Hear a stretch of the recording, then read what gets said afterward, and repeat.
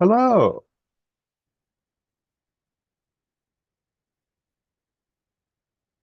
Why is this not showing me at the center of the screen?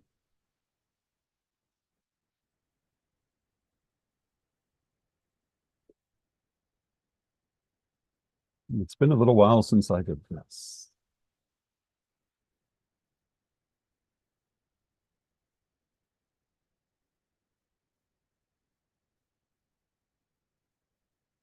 There we are.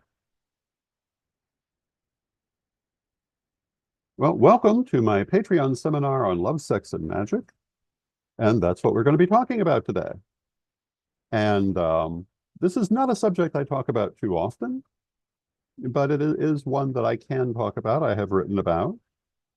And there are a number of things to say about it. And I certainly hope that you find it interesting. And I want to start by saying that obviously love and relationships are one of the most important things that people find in life. So obviously, they've had a lot to do with magic and spirituality throughout human history. And we can look back through the archaeological record as well as our written records to see people using all kinds of magic to affect their relationships, to draw the right relationship, sometimes to end relationships. Not always in what we'd call good karma ways, but many magical ways. And there are all sorts of archaeological tidbits um, that show up in the archaeological record of people's magical attempts to um, draw love, influence love, um, end love, affect love. It was a very big thing for people, as it is still today. Um, some of the um, some of the personal ways in which people have done this, image magic was a very big one. And one of the things we find a lot in the historical record are little bits of image magic that appear to have been related to love spells in one way or another. Um, and also quite a bit regarding spiritual relationships with spirits. In Egypt, for example, you will find in tombs dolls that are thought to have represented um, potential spiritual partners for the person in their next life or their afterlife, rather. Um, and you find there was still a lot of concern with people you had loved even once they had passed on. This too is part of love magic, maintaining those spiritual relationships with those who were in spirit.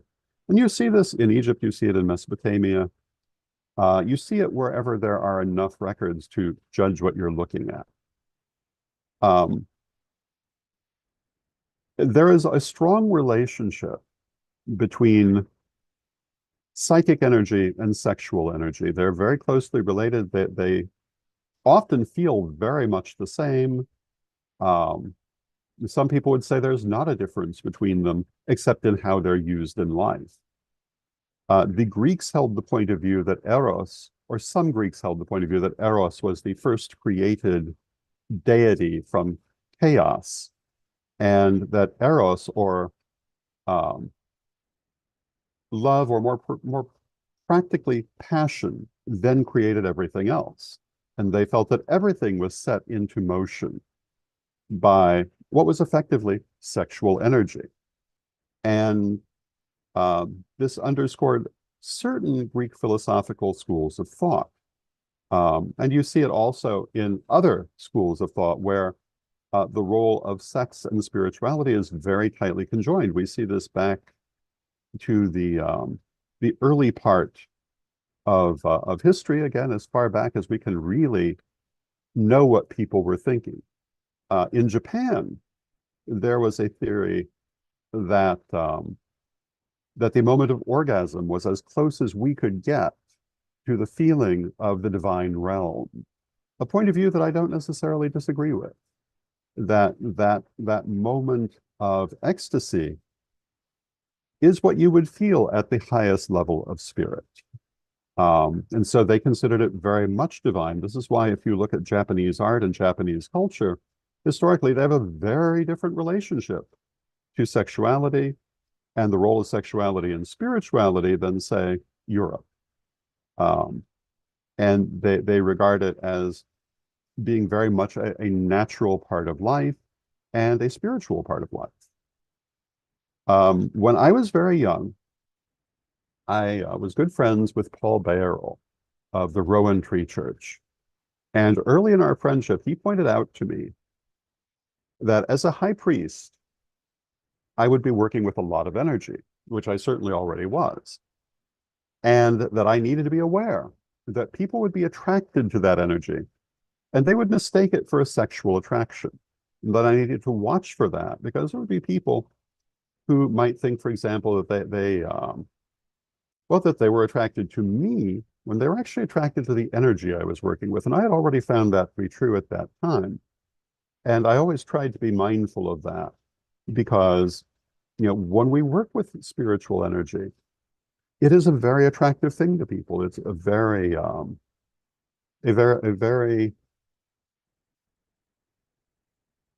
can I put it, a very magnetic thing. And those of us who work with energy need to be aware it has that effect.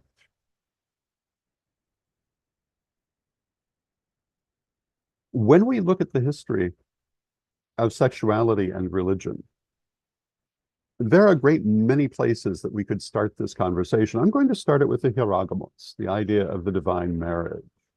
The divine marriage has a number of different levels that we can talk about it on. One level of the divine marriage is the idea of the union of spirit and matter in the first place. That this is a divine marriage that we're all part of, where we as a mortal being are married to a spiritual being in a state of constant lovemaking with that spiritual being, which is our higher self or deity, depending on how you want to look at it. And that this is the very nature of existence. In certain schools of thought, that higher self is portrayed more as, say, a guardian angel or in various other ways, but the idea is still there. People have certainly experienced it differently, but the idea that we are a union of these two things, of spirit and matter, is very deeply ingrained in an awful lot of metaphysical thought. It also expressed itself politically in many places. You can see in ancient Egypt, you can see in ancient Mesopotamia, you can see in ancient Asia, the idea that a particular ruler, usually a king, occasionally a queen, acquired their right to rule by being married to the local deity. You see this in many of the early Greek monarchies. You certainly see it in Pharaonic monarchy. And to some extent, you continue to see it in, for example, the Chinese monarchy at a much later date. But the idea that the ruler was ritually married to the divine energy. And this was accomplished sometimes in very physical ways by having a priest or priestess channel that energy for a very physical ceremony of union with the ruler. And you see this in a number of places. In other places, it was not a physical ceremony so much as a symbolic one. And it really depended on the culture and the time. But it often seems to have started in a very physical way. Probably the most colorful version is the Irish one, where the goddess that the king was marrying was represented by a horse, to whom he was ceremonially married and which was then sacrificed and eaten, which is not really the result the bride hopes for on her wedding day, but it worked for the Irish goddess, I suppose. But there were many different variations on this ritual. You see it certainly in the Opet festival in Egypt, where the union of the god Amun and the goddess Mut was celebrated by the pharaoh and the chief queen, who portrayed these gods and replicated their union as part of pharaoh's right to rule. by being married to the goddess Mut, as well as his mortal wife who embodied her. Um, and a number of other ceremonies you see in Egypt, you see it in Greece. It was a widespread concept.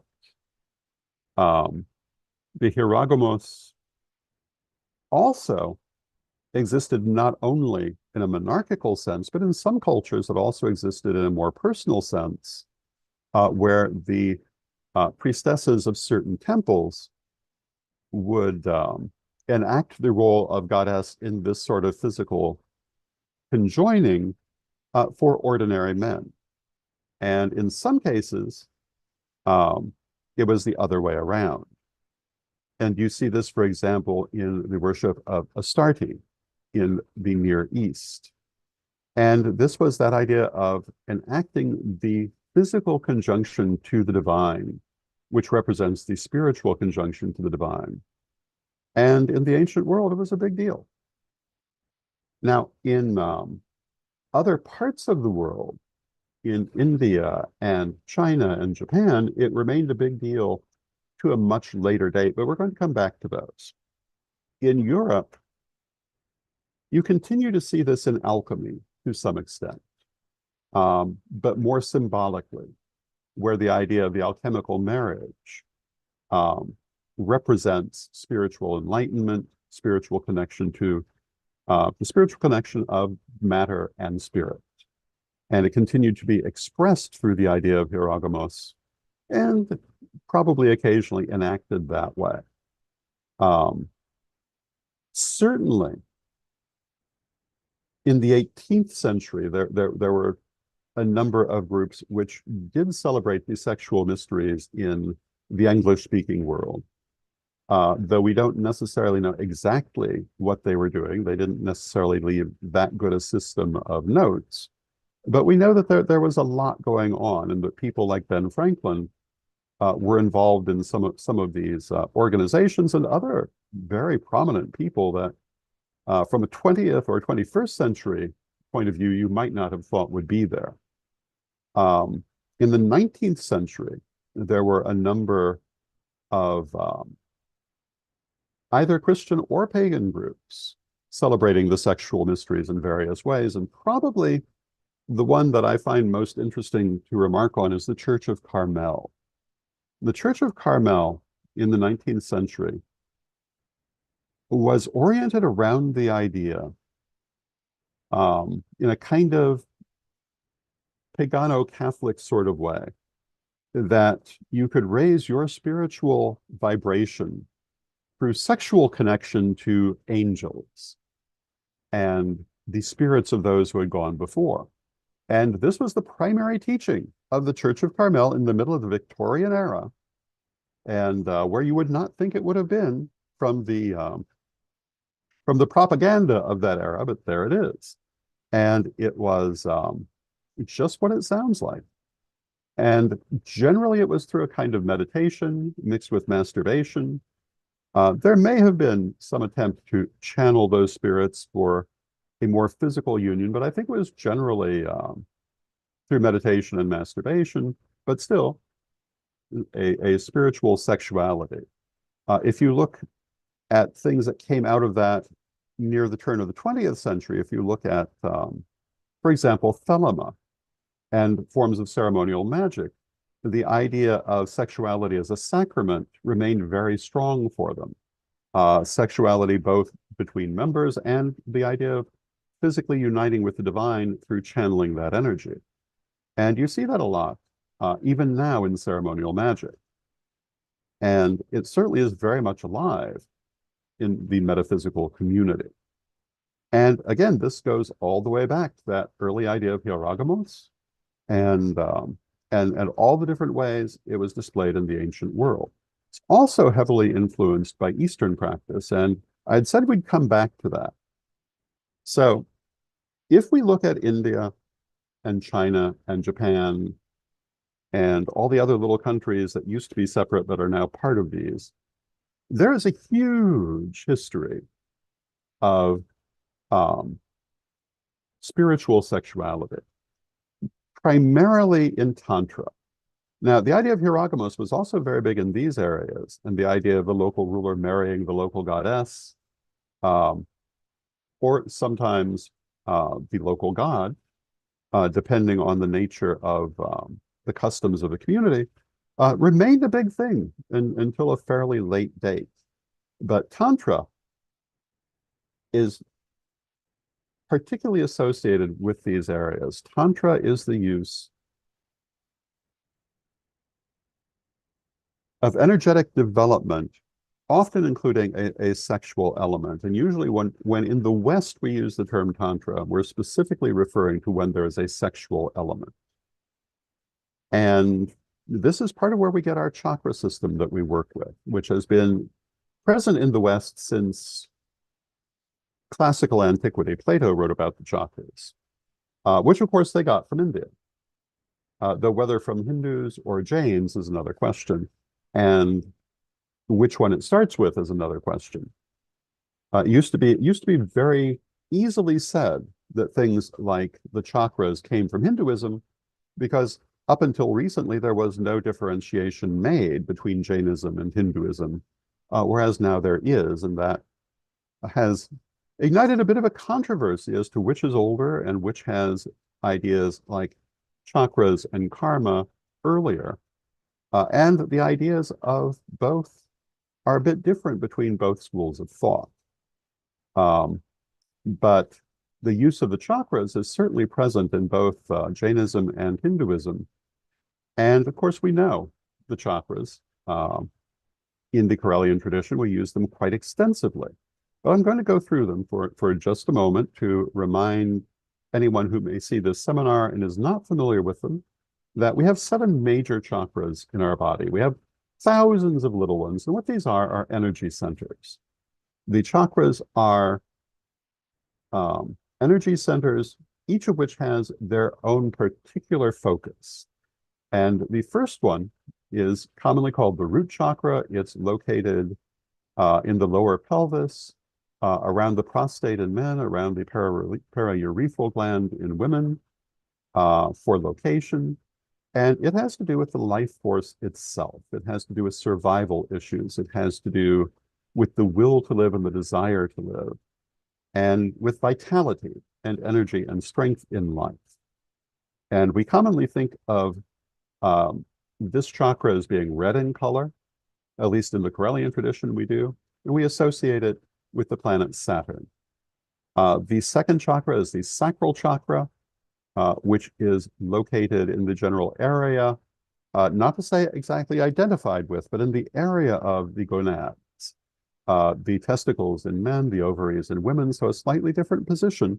And you see this reflected in different schools of chakra study, which will place this chakra in different positions, depending on how they have been using it. But this is partly due to this physiognomical difference. So for some, it'll be a little bit lower, and for others, it'll be a little bit higher, depending on their physiognomical structure. But we tend to associate this chakra with the color orange and the planet Mars and with creativity. In a positive sense, it is ambition, creativity, the desire to imprint the universe. If negatively affected, it can be a center of anger, can be a center of aggression. But we usually try to keep it in the positive range. If we come up, we come to the solar chakra, located more or less around the navel, maybe a little bit higher. And this we normally associate with the color yellow. We associate it with the sun. We associate it with how we express ourselves in the world, with our social relationships in the world, with how we feel about our role with other people in the world. We come up from that to the heart. In the general area of the heart, though more toward the center of the chest, we have the heart chakra. We associate that chakra with the color green, the planet Venus, and the emotions. And again, in a positive setting, those are the emotions of love and compassion and all those good things. If it's blocked and in a negative place, it can be hatred and resentment and so forth. All emotions connect with the heart. And interestingly, the Egyptians tended to think of the heart as the center of the being, much more so than the mind. And I would argue that depending on how you look at life, this is arguably true. The emotions can be the center of the being. And one of the interesting things coming out of recent scientific research is finding that parts of the body other than the brain do influence some of these things. And they found some interesting features of the heart. As we come up to the throat, we come to the throat chakra. Throat chakra we associate with light blue. We associate it with Mercury. We associate it with willpower and communication and persuasion, the ability to express our message in the world, or if blocked, inability to express ourselves in the world. Some people will also say that there is a thymus chakra in the lower part of the throat chakra, which is particularly associated with magic. And its color is teal. I would say that is basically the root level of the throat chakra, where the heart and the throat kind of come together. As we move up, we come to the third eye, whose color is dark blue and is associated with psychic ability, the ability to see psychically, the ability to receive particularly visual impressions, but all impressions. It is how we communicate at a spiritual level. And at the top of our being, at the top of our head or just above is the crown chakra, which we associate with, and with the third eye, we associate it with the moon, and dark blue. With the crown chakra, we associate it with Jupiter, the color purple, and spiritual connection, and our connection to our higher selves, our connection to deity. These are the major chakras that we work with. Each one of them has many different levels within it. You can make a very long study of all those different levels. And because of those different levels, people may feel them located in slightly different positions, depending on how exactly they've developed their particular chakras. In chapter 9 of Second Degree, we go into great detail about all these different levels of the chakras and how to work with them. But they do have a lot to do with how you perceive the chakras and where you perceive the chakras. When we talk about Tantra, it has everything to do with the chakras. Now, I want to step back a moment and talk more generally about energy. We, all of us in life, exchange energy with one another and with everything that exists. In the process of living, we naturally give off a certain amount of energy. We just expend it as we go. And we tend to absorb a certain amount of that energy from anyone we interact with, anything we interact with. This is part of how we get psychic impressions of those things, whether we're looking for them or not. We naturally tend to pick up a little bit. And we're usually not consciously aware of it, though if we are people who have studied spiritually, we will be more aware of it. And of course, when there is a problem with it, when someone is taking more than is naturally cast off by a person, then we start talking about things like psychic vampirism. But just in normal life, everyone puts off a certain amount of energy and picks up a certain amount of energy. This is why you can go into a room sometimes and either be uplifted by the energy there and the people there, or cast down by it because you pick it up. This is an important part of understanding, well, one, psychic energy in general, but also Tantra. The idea that we're always exchanging energy. In Jainism, in Hinduism, in Buddhism, these concepts and Tantra is important in all of those different movements. And in some cases is given very explicit representation.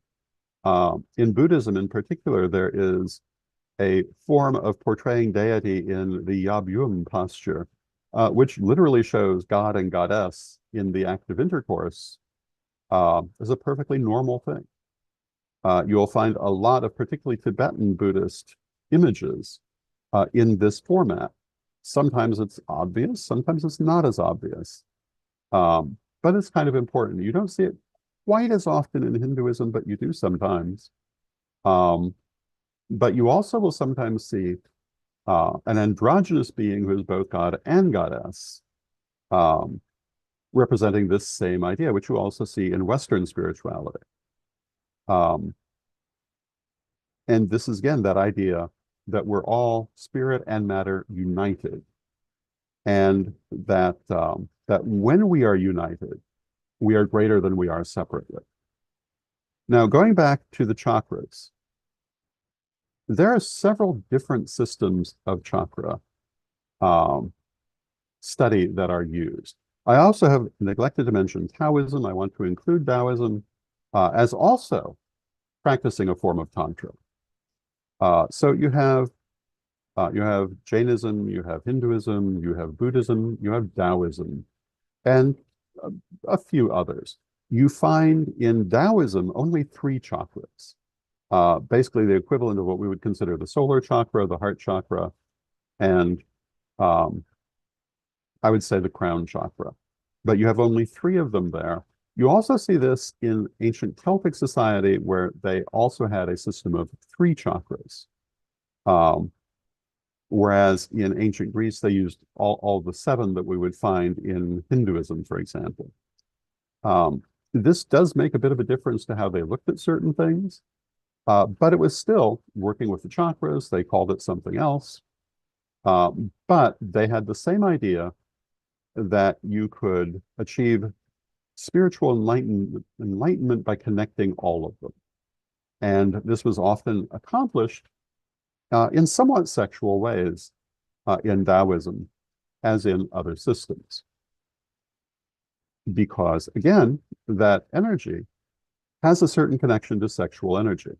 And so part of what was done in all of these different schools of thought was to raise the energy from the base chakra all the way through the spine, all the way to the top of the being, to unite it together, which would propel the spirit forward.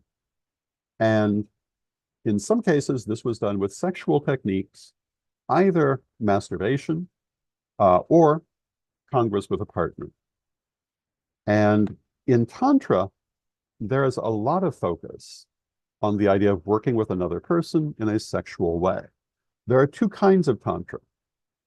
And those 2 kinds of Tantra actually have a much bigger impact on certain aspects of particularly the language we use in Western metaphysics than most people realize. Because there's right-handed Tantra and there's left-handed Tantra. And it's from these terms that the idea of a right-hand path and a left-hand path entered Western thought. Right-handed Tantra is meditational Tantra. Even though it may be a couple who are doing it, they're not doing anything physical together. They're doing meditation together to activate these chakras, to raise the kundalini, the energy, up through the chakras and to advance spiritually. In left-handed Tantra, they're actually practicing sexual techniques to do the same thing. And we're going to talk a little bit more at length about that in a moment, but I wanted to take a moment to point out that both of these techniques are used. In Taoism, for example, you will also see this same difference where things can be done more meditationally or more physically. They can be done by a couple working together or a group, or just by an individual taking care of themselves. But the idea is that through sexual arousal, the energy can be raised. And this is a pretty universal idea in traditional metaphysics. We don't interact with it as strongly today as people once did, but certain branches of metaphysics absolutely do.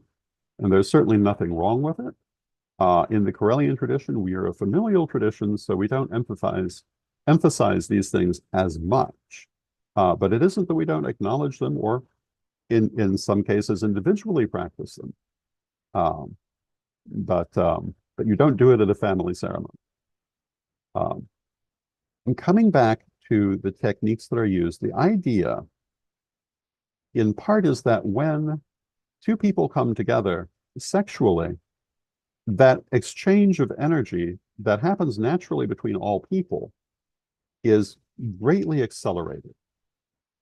It becomes a much bigger exchange of energy without even trying. You naturally exchange a large amount of energy. Now, if you're trying, of course, it's going to become greater. And in Tantra, the idea is for both partners to link their chakras together to form a circuit between them to raise both of their energies in a stronger way than either one could do individually. And that is basically the root idea of sexual techniques between people in Tantra, as opposed to individual techniques where the person is raising their own energy. The idea that when two people are working on it together, they're amplifying each other's energy, they're raising it higher, they're raising it faster, they can do more with it. There are differing schools of thought regarding the details of that. There are certain schools of Tantra, for example, that are very homophobic, and they hold the point of view that Tantra is wonderful between a man and a woman, and great between two women, but bad between two men. Obviously, a point of view I would not agree with, but it is one point of view that you will find in Tantra. And this is based on the idea that the woman's energy is compassionate and spiritual and nurturing, and that there must be a woman involved for those energies to be present. The background that I come from is that those energies are present in all people, that both masculine and feminine energies are present in all people in different amounts depending on the person. And therefore, there is not a need for that sort of gendering. And this is also an idea that you find in Tantra. And there are versions of this sort of practice which are at the opposite end and are practiced only by women together or only by men together. And they seem to work perfectly fine for the people who do them. Probably the most famous example of this as a male discipline were the Knights Templar, who, at least supposedly, used sexual rites as part of their worship of the deity Baphomet. There's always a lot of debate as to how true that was, but it certainly could have been, and there were enough little things in some of the testimony to make you wonder what was or was not there. There certainly were some things that imply that someone was doing something, even if maybe not the whole order. But how you link the chakras together is, again, a point on which people from different branches of Tantra will have different points of view. But generally, the idea is that obviously you link through the chakral, or through the sacral chakra, and form a link going up through the chakras and back down to the base chakra, and then back up and down and continually throughout the exercise. And the idea is that both kundalinis will rise together when you're doing this. That is a basic explanation of Tantra. And of course, when we talk about, for example, Taoism, they're not going to use the term kundalini, but if you look at Taoist Tantra, they have the same idea. Now, we have a question in the chat room. Does the linking of chakras happen naturally during intercourse sometimes? Yes, I would say that it does. I would say to some extent, I would think it would happen most times. But how strongly is another question. Like everything else in the psychic world, when we study these things, when we work with these things, we're learning to do them consciously, but that doesn't mean we're not doing them unconsciously anyway. So I would say that energetically, yes, this often does happen unintentionally, unconsciously, I should say. And it's something that by and large people are not really aware of, but still affected by. And does it always happen? I would not say that. I would say there are probably lots of times it doesn't, though there's still always that heightened exchange of energy. But the actual linking of the chakras, I think, only happens sometimes, but certainly it can happen naturally without a conscious attempt to do it. But if it does, you will know. It will have uh, a stronger than usual feeling, for want of a better way to put it, particularly depending how far it goes. It is entirely possible to raise the Kundalini energy unintentionally, unconsciously, unknowingly. Not generally recommended, however, but it can happen if you happen to be that engaged. And there is, in Taoism, well, in Tantricism, there is a kind of massage which also attempts to do this, which will show you what that feeling is like. And what it's like is almost at like a very strong orgasm, almost like losing consciousness, except you don't quite lose consciousness. But when it hits, everything tends to go white, for want of a better way to put it, at least initially. And when you raise the Kundalini unintentionally, you'll feel the energetic effects of it, but you won't necessarily know how to use them. When you've trained to do it intentionally, when you get to that point, then you know what further to do with it.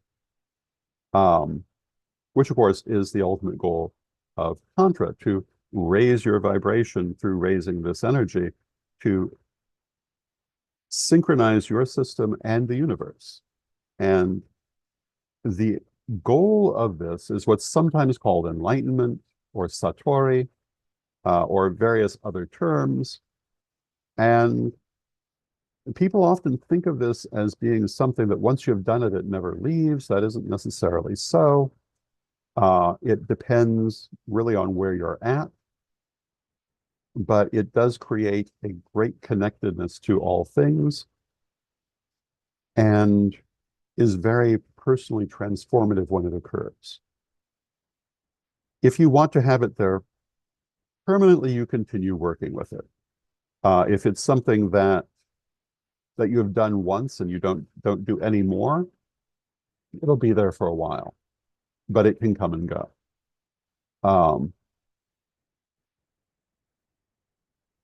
So these are some of the ideas behind sexuality in magic. Some people make the mistake of thinking that sexuality in magic is just as an excuse for sex. And certainly people do use it that way, as if they needed an excuse. But behind the sexual role in magic are these energetic ideas, which are the purpose for it. And can you do that without actual sexual interaction? Yes, that was the whole idea of that right-hand path. You can do it through meditation. If you want to use sexual arousal but not be involved with another person, we all know how to do that. And sexual arousal does raise tremendous amounts of energy. And if we know how to direct that energy, then we can use it magically. If you look at certain brands of witchcraft historically, they used sexual arousal to power their magic. And I would say that, again, when we look at psychic energy and we look at sexual energy, they are in many ways the same energy. And the use of sexuality certainly will raise psychic energy. Not the only way to do it, many other ways to do it, but a very effective way to do it. And particularly, depending on your personal life and choices, in a relationship, these can be some very, very good things to practice that can also do a lot to join your energies together. And in traditional Tantra, usually the people who were practicing this together were mated for life. Um, Not always. And certainly there are many different varieties of it. And you will also find um, darker versions of sexuality in magic that we'll take a couple of minutes to talk about, but I don't want to put a lot of emphasis on because that's not what this seminar is about. But for example, in Hinduism, there is a group called the Aghoris. And the Aghoris use quite a bit of sexual ritual as part of what they do, but they're all about the idea of overcoming limitations. And some of the things that they do um, in the line of overcoming limitations, I certainly would not recommend, though I get it. The idea is to overcome all of your fears of life, but they are known, for example, for doing things that other Hindus would regard as utterly blasphemous, as a sign of their freedom from the constraints of this world. You find that among some satanic groups, which is part of how they get their reputation. Not all of them, by any means, but some, particularly historically. If we look back to the 16th century and we look at, for example, the affair of the poisons in France, where there definitely were theistic Satanists who were practicing, but what they were practicing often had a distinctly sexual element to it, and was not a particularly positive practice. Is definitely not what some modern Satanists, who do not consider themselves theistic Satanists, are practicing. But good to know historically. So this basically completes what I have to say about love and sex and magic, although there certainly are many more things we could say about it. But for this conversation, unless anyone has any additional questions, I think that will complete our seminar. We'll give just a moment for additional questions. And since I don't see any additional questions, I want to thank you all for being here. And I will go ahead and stop the recording so that we can preserve it for future people.